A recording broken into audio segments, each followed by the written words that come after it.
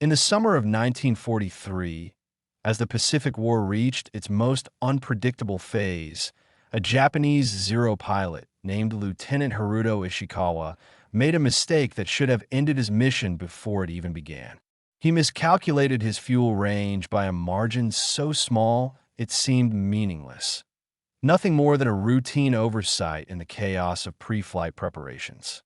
Yet that tiny, easily dismissed error would grow into one of the most extraordinary twists of fortune recorded during the war in the Pacific. Ishikawa belonged to an air group tasked with escorting reconnaissance aircraft deep into contested waters. It was a mission that pushed every pilot to the limits of endurance and navigation. Fuel planning was everything. A minor miscalculation could leave a pilot drifting alone over the ocean, hundreds of miles from safety, with nothing but empty sky and fading hope. And on that morning, Ishikawa's mistake should have condemned not only him, but also the entire formation flying behind him. But as the mission unfolded, something unexpected began to emerge. What should have crippled the squadron gradually became the one factor that kept them alive. The simple oversight, a number written down too quickly, a gauge misread in the rush of takeoff, shifted the timing of the group by mere minutes. Minutes that, in war, can divide survival from annihilation. When U.S. carrier aircraft swept through the same airspace later that morning, they found only empty sky. The Japanese formation had unknowingly passed through the danger zone earlier than planned. Earlier because of Ishikawa's fuel error. Instead of intercepting American fighters at their strongest, the squadron crossed paths with a scattered, returning group low on fuel and unable to engage in a full attack. The error that should have doomed them became the reason they survived. This is the reconstructed account of that mission. How a Zero pilot's miscalculated range, not skill, not planning, not strategy, altered the fate of his entire squadron. It is a reminder of how, in war, survival often hinges not on perfection, but on the fragile, unpredictable moments born from human error. Lieutenant Haruto Ishikawa belonged to a generation of Japanese naval aviators shaped by the early triumphs and the growing desperation of the Pacific War. By mid-1943, the myth of Japanese aerial superiority had begun to fade, worn down by attrition, exhausted resources, and the increasing strength of American carrier groups. Pilots like Ishikawa were no longer warriors of a rising empire. They were the remnants of an air arm fighting to hold on against an opponent whose industrial strength grew with every passing month.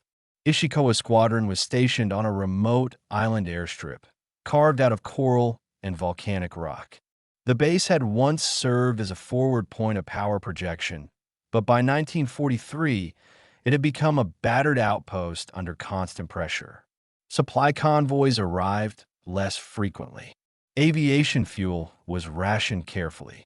Replacement parts came slowly, often scavenged from wrecked aircraft. The Zero fighters parked along the edge of the runway reflected that reality. Some were patched with mismatched panels. Others ran with engines that had exceeded their recommended flying hours many times over. Despite these conditions, morale was not broken. Pilots like Ishikawa carried an unspoken awareness of the stakes. Each mission mattered. Every aircraft that could take off was expected to contribute. And every pilot who returned safely brought back not just his own experience, but intelligence the squadron needed to survive the next mission. Ishikawa himself was not among the most celebrated or aggressive pilots in the unit. He was steady, methodical, respected for his reliability more than his daring. His superiors viewed him as the kind of aviator who could be trusted with escort duties, long-range patrols, and reconnaissance support, missions that required endurance and discipline rather than dramatic heroism. In the strange circumstances of 1943, those qualities mattered. On the morning of the mission in question, Ishikawa's squadron was assigned to escort a reconnaissance aircraft deep into a sector believed to be patrolled by U.S. naval forces. These operations had grown increasingly dangerous. American carriers no longer followed predictable patterns, and their fighter groups roamed aggressively, seeking to challenge Japanese air activity wherever it appeared. A formation caught at the wrong time could be wiped out in minutes. Fuel planning was the core of the mission. The distance was near the limit of the Zero's operational range, especially with the additional fuel burn that came from climbing to escort altitude. Pilots were expected to calculate their own loads carefully, cross-checking with mechanics, and then reconfirming after warming their engines. A mistake of even 20 liters could determine whether a pilot returned to base or vanished into the ocean. That morning, under the pressure of preparing multiple squadrons for flight, the airstrip was unusually chaotic. Mechanics shouted instructions across the line. Ground crew moved hurriedly between planes. Intelligence officers relayed last-minute updates on American movements, and the timing for takeoff tightened as a tropical weather front approached. In such conditions, even the best-trained pilots could make small errors. Ishikawa Zero was one of the last to be inspected before the squadron assembled for takeoff. The aircraft had flown multiple sorties that week, and the maintenance crew had worked through the night to make it airworthy again. Ishikawa reviewed the fuel gauge quickly, balancing the numbers in his head against the expected flight time. He had done this routine countless times before, and the pressure of the moment caused him to rely more on habit than careful verification. What he failed to notice was that his fuel gauge, often slightly inaccurate, showed a reading that suggested a full load, when in fact he was short by nearly 10%. Under normal circumstances, that margin would have been critical. But on this day, it would shift the timing of the entire squadron's movement in a way none of them anticipated. The formation taxied to the runway in staggered order, engines roaring, propellers throwing dust into the humid air. Ishikawa's aircraft rolled into position near the rear of the formation. The reconnaissance aircraft lifted off first, followed by pairs of escorting Zeros. Ishikawa advanced his throttle, lifted off smoothly, and joined the rear echelon. At that moment, he was unaware that the numbers he assumed were correct would change the squadron's fate. The mistake was tiny, almost invisible in the rush of the morning, but it had already begun shaping the mission's outcome. The formation settled into its cruising altitude as the coastline of their island base receded behind them. From above, the Pacific stretched in every direction as an unbroken expanse, calm, blue, and deceptively empty.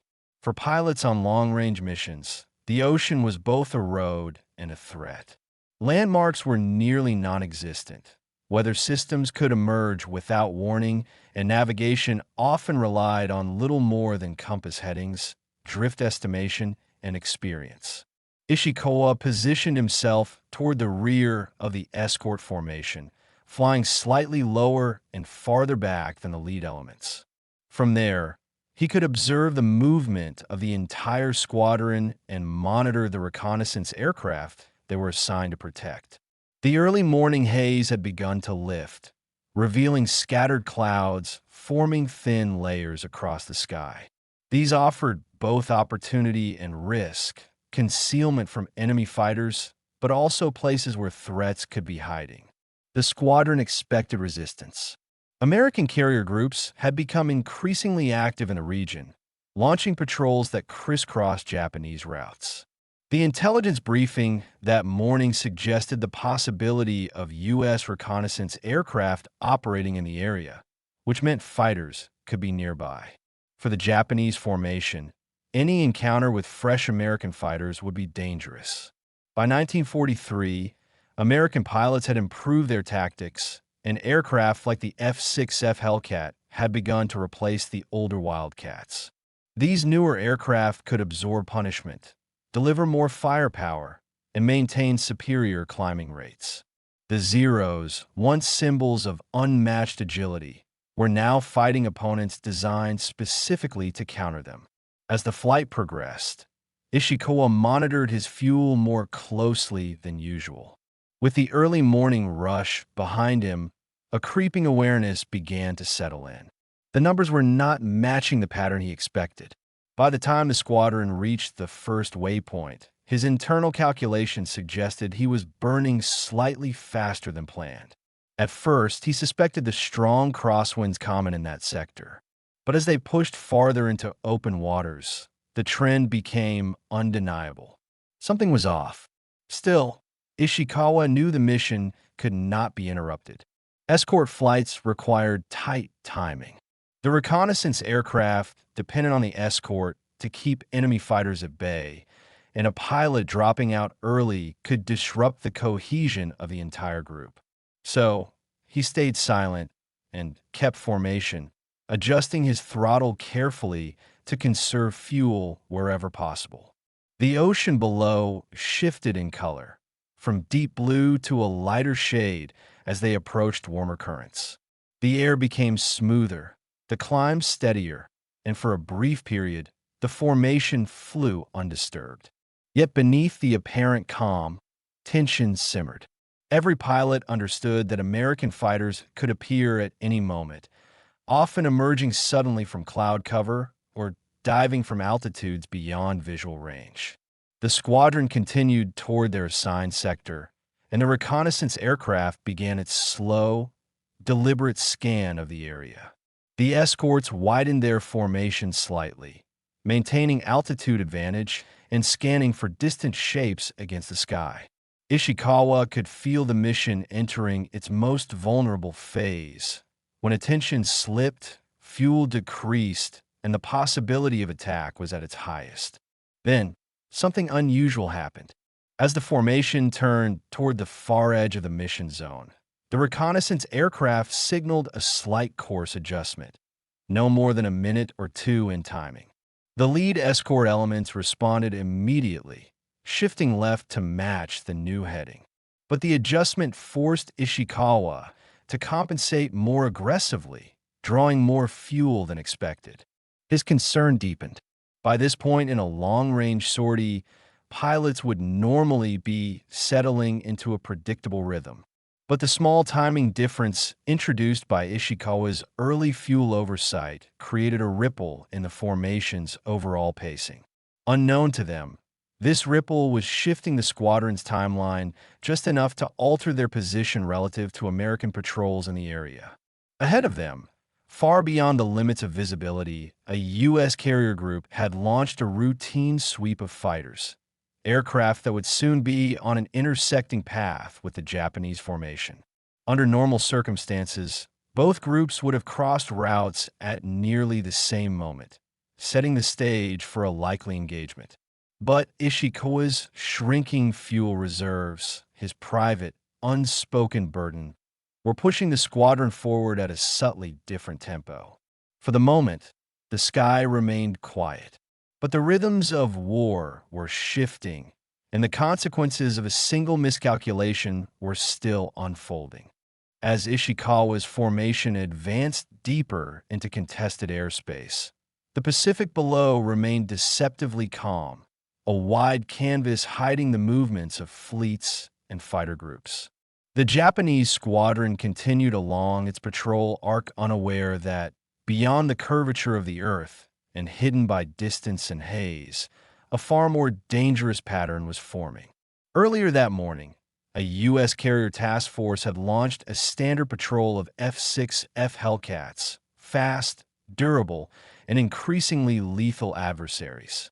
Their mission was routine: sweep the skies ahead of the fleet, intercept any reconnaissance craft, and disrupt enemy scouting operations. These patrols had become daily practice. The Americans' new Japanese reconnaissance flights were crucial to locating carriers, and eliminating even one could shift the balance of an upcoming engagement. The Hellcat formation climbed aggressively after takeoff, settling into a wide search pattern. Their timing, dictated by carrier procedures, wind conditions, and ocean swells, placed them on a path that should have intersected perfectly with Ishikawa's squadron. Under almost any other circumstances, the two groups would have collided in the sky within minutes, triggering a violent engagement that the Japanese, low on fuel and numbers, were unlikely to survive. But small variances were already reshaping fate. The reconnaissance aircraft Ishikawa escorted had taken slightly longer to assemble after warming its engines. Crosswinds near the coastline had shifted the squadron's initial climb. And most importantly, Ishikawa's unrecognized fuel shortage had caused him to adjust throttle settings and trim in tiny, persistent ways. These adjustments, multiplied over the length of the flight, created a fractional but accumulating difference in timing. The result: the Japanese formation reached each waypoint marginally earlier than planned. These discrepancies would have seemed meaningless on paper, a matter of seconds, but in aerial warfare, seconds could decide life or death. Far ahead, the American fighters began descending slightly as they transitioned into a return leg. Their fuel was running low, their patrol nearing its end. The lead Hellcat scanned the clouds for any sign of enemy activity, but their altitude was now below the ideal interception height. If the Japanese had been on their predicted schedule, the two groups would have met with both sides at full fighting capability. Hellcats diving from advantage, Zeros forced to defend the vulnerable reconnaissance plane. Instead, the skies remained empty around the Americans. They had arrived too late. By the time the American patrol reached what should have been the intersection point, Ishikawa's squadron had already passed through the sector. Minutes ahead of schedule, flying untroubled through a sky that should have been thick with danger. The Americans continued searching, unaware they had come within a narrow margin of intercepting a valuable Japanese reconnaissance mission. With fuel dwindling, they turned back toward their carrier, descending slowly toward home. Meanwhile, Ishikawa remained focused on his instrument panel. His fuel readings had drifted far below his expected consumption curve. He recalculated quietly, realizing he would be returning to base with almost nothing left in the tank. The other pilots maintained their patrol arcs, confident that fuel reserves were adequate and the mission was proceeding normally. Ishikawa alone sensed the margin tightening. Still, there were no American fighters in sight. No contrails, no distant glints of sunlight reflecting off metal, no shapes emerging from clouds. The sky, for now, belonged entirely to the Japanese formation. Yet the absence of combat did not ease Ishikawa's tension. He knew that reconnaissance missions often ended with surprise attacks during the return leg, when altitude was lower and the tension relaxed. But the squadron's early arrival in the area and their slightly accelerated pace had unintentionally pushed them ahead of the American patrol cycle. They had slipped unknowingly through a gap that should never have existed. By the time Ishikawa realized just how low his fuel had fallen, the worst of the danger had already passed. The mission was approaching completion. The reconnaissance aircraft had gathered its visual intelligence, and the formation prepared to turn back toward home. Still, a new problem loomed. Ishikawa's mistake had saved the squadron from an American interception, but now, with less than ideal fuel reserves, he faced a different threat. The long return flight over endless ocean, where even a minor headwind or engine fluctuation could force him to ditch far from rescue. The danger was not over. It was merely changing shape. The reconnaissance aircraft signaled the beginning of the return leg, banking gently toward the long route home. The Japanese escorts tightened their formation, preparing for the most vulnerable phase of the mission. The outward flight had passed without incident. No American fighters, no anti-aircraft bursts rising from unseen ships, no sudden engagements from above the cloud layers. But survival in the Pacific theater was rarely determined by the outward journey alone. Pilots knew that danger often appeared when fatigue set in, when altitudes dropped, and when the long expanse of ocean became their only point of reference. For Ishikawa, the shift toward home introduced a new and growing concern. His fuel gauge sat at a level that no pilot wished to see at this stage of a deep reconnaissance escort. He compared the reading against his mental calculations: distance to base, estimated winds, formation speed, and necessary altitude changes. The numbers refused to align in his favor. Every kilometer flown tightened the margin, and every minor correction consumed fuel he could not spare. The formation descended slightly to conserve power, adopting a more economical cruising profile. For most pilots, this adjustment meant nothing more than easing the strain of a long flight. But for Ishikawa, the reduced altitude robbed him of wind advantage, and the slight increase in air density meant his engine consumed more fuel than he wished. Below them, the Pacific shimmered under the midday sun. What had earlier appeared calm and blue now took on a more unforgiving character. The surface, dotted with streaks of white caps, revealed shifting winds and subtle turbulence. A Zero forced to ditch in these conditions had little chance of survival. The aircraft's narrow fuselage floated only briefly, and pilots who managed to escape the cockpit faced dehydration, exposure, and the possibility of drifting unseen for days. As the squadron pressed on, small discrepancies in fuel consumption began to show across the formation. Even well-maintained Zeros varied slightly in efficiency, and the long flight was beginning to reveal those differences. Pilots adjusted their throttle settings, careful to maintain formation integrity. Falling out of position was dangerous, especially on the return journey, where visibility could be deceiving and distances distorted by the ocean's featureless horizon. Ishikawa remained steady in his position, flying with measured precision. His experience allowed him to extract every ounce of efficiency from his aircraft. He leaned his mixture slightly, reduced unnecessary control inputs, and maintained the exact angle of attack needed for optimal cruise. These adjustments bought minutes, valuable minutes, but they could not change the reality that he was burning fuel on borrowed time. As they approached the midpoint of the return leg, the weather began to shift. A thin layer of clouds formed ahead, stretching across their route like a gauze veil. Flying above the cloud layer would require more altitude and more fuel.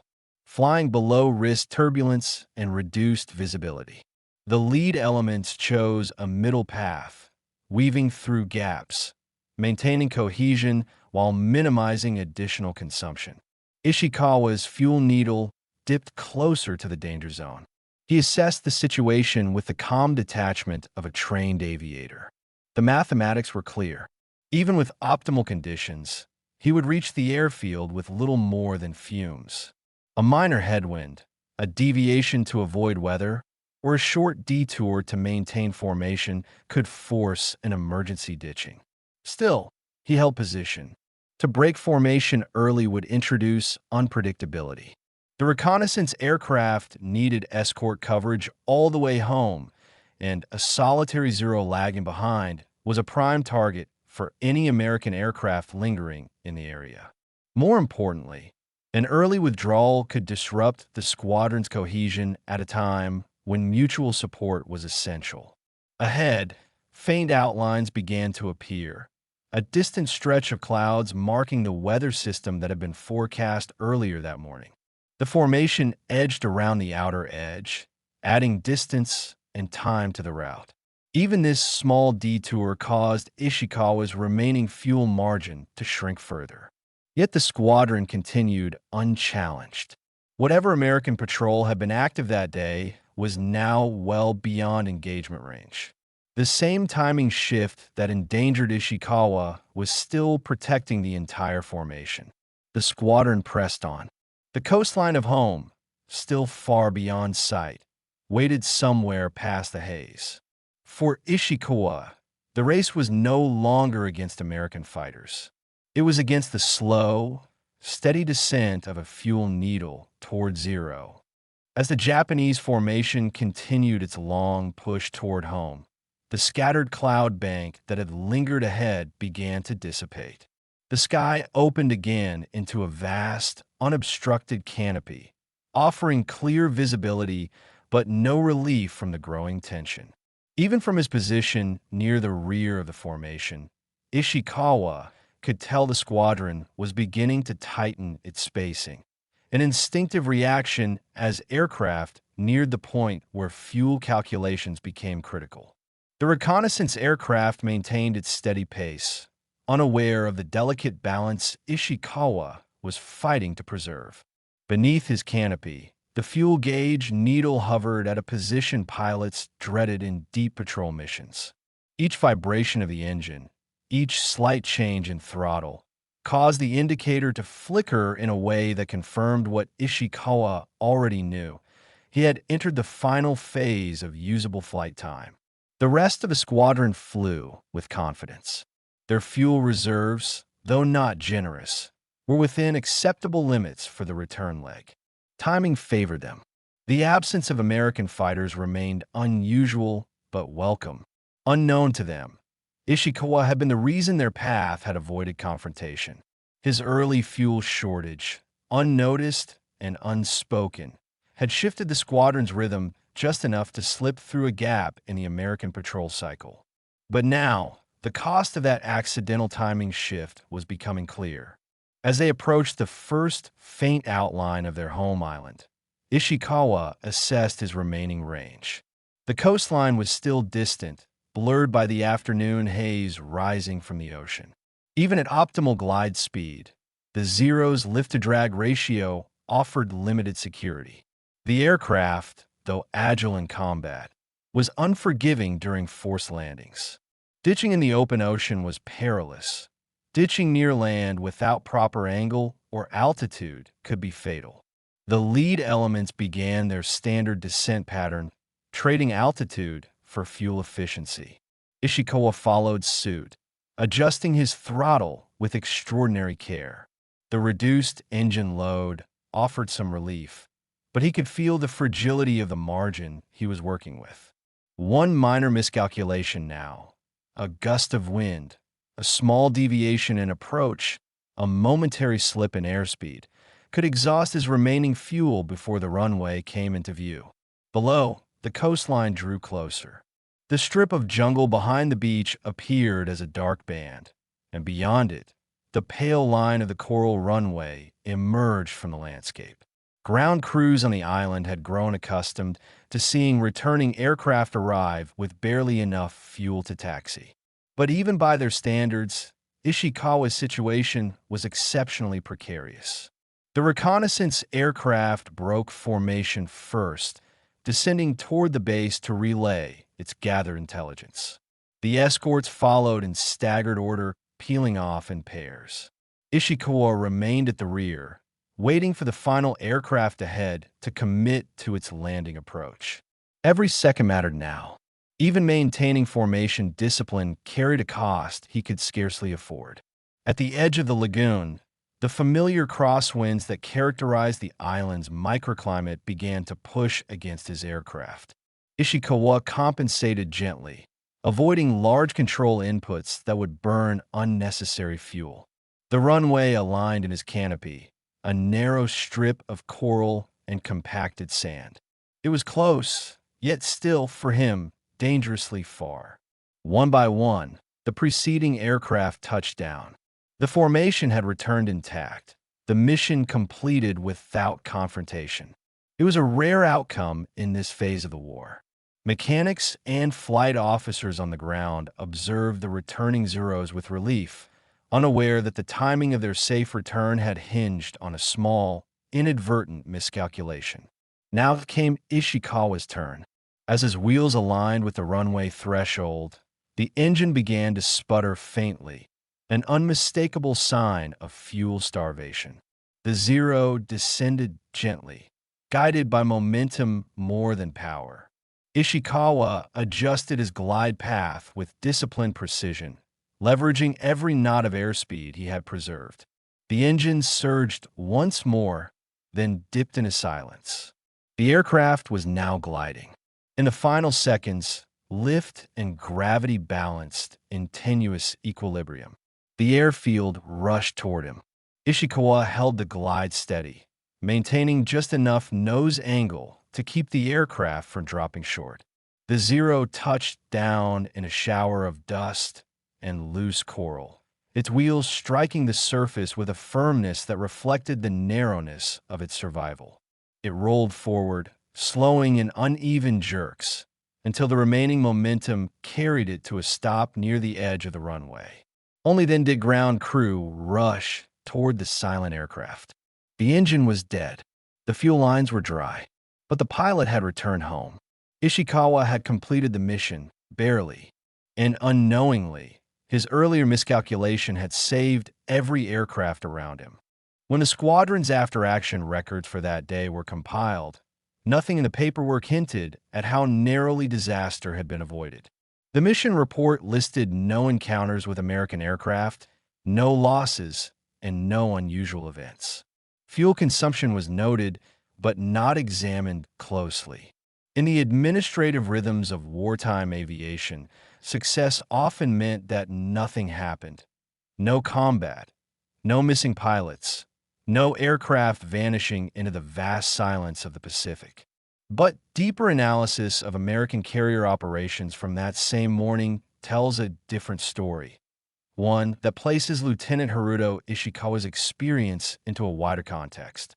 U.S. Navy flight logs reveal that a patrol of Hellcats swept through the exact airspace the Japanese formation had flown in. Their timing was nearly perfect for interception. Under normal mission pacing, the Japanese and American formations should have met head-on. The fact that they did not was not the result of strategy, superior planning, or weather. It was the result of a fractional shift, an accumulation of small variances, all stemming from one pilot's miscalculation. Ishikawa's early fuel oversight altered his flying rhythm just enough to pull the formation's timeline away from the point of interception. Minutes became distance, and distance became survival. In a conflict defined by massive fleets, sweeping battles, and strategic campaigns spanning thousands of miles, it is easy to overlook the fragile role of individual decisions. Yet the Pacific War was shaped as much by the unexpected as by the planned. A stuck valve, a delayed takeoff, a fuel gauge slightly off calibration, a pilot altering throttle to compensate for an error he never fully understood. Sometimes survival depended on the imperfections of the human beings inside the cockpit. For Ishikawa's squadron, the mission became one of their few uncontested flights during that period, a rare moment when the harsh logic of attrition did not claim more aircraft, more fuel, or more men. The reconnaissance photographs they returned with helped guide future operations. The intact escort strength meant the unit remained operational for another critical month, and Ishikawa himself continued to fly, carrying the quiet knowledge that a moment of misjudgment had indirectly protected his comrades. In wartime archives, such stories often remain buried beneath larger narratives, overshadowed by famous battles and decisive engagements. But within the lived experience of pilots, these moments, ordinary, unplanned, and deeply human, tell the true texture of conflict. A Zero pilot misread a number. A squadron flew slightly earlier than expected. An American patrol arrived slightly too late. And a mistake that should have doomed one aircraft unexpectedly saved them all. If you enjoyed this documentary and want to discover more untold stories from World War II, make sure to subscribe to WW2 Chronicle Vault. Your support helps us bring history back to life, one forgotten story at a time.